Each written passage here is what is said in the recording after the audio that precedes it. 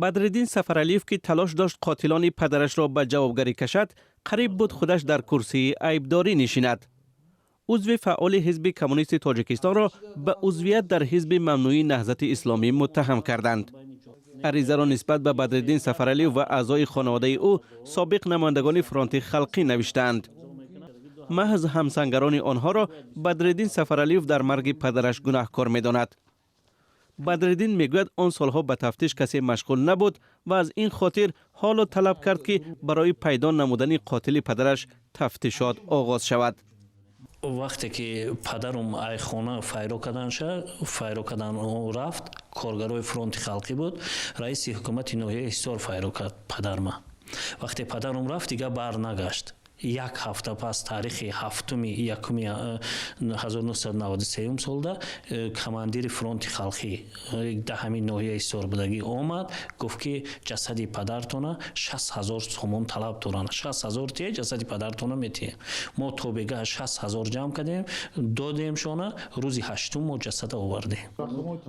پس از آنکه نسبت به بدرالدین سفرعلیف عریضه نوشتند، او را به شعبه ناحیوی وزارت کارهای داخلی در حصار دعوت کردند. شعبه کارهای داخلی شراره فیرو کرد مون، دید که خلاصه که تهمت های نسبت مون.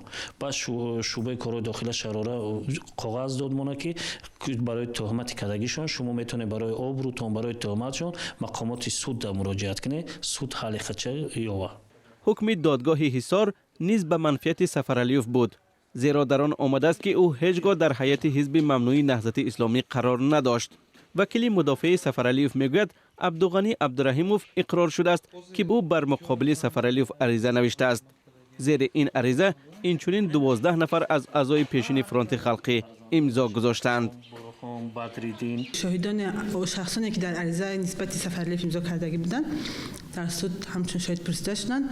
آنها ابراز کردند که آنها امضا را تنها به خاطر عبدالرحیم عبدالغنی عریضه را نخوانده امضا کردند و آیدی نسبت سفرعلیف که گویا که باید مثلا گروه مجاهدین هم شریک بودند، آنها ابراز کردند که این تهمت محض است، زیرا که اینها در این گروه شامل نبودند. وکیل مدافع میگوید عبدالغنی عبدالرحیموف آماده است که از سفرعلیف ها بخشش بپرسد، اما در صحبت تلفنی عبدالرحیموف گفت که درباره محاکمه دادگاهی معلومات ندارد و تلفنش را خاموش کرد.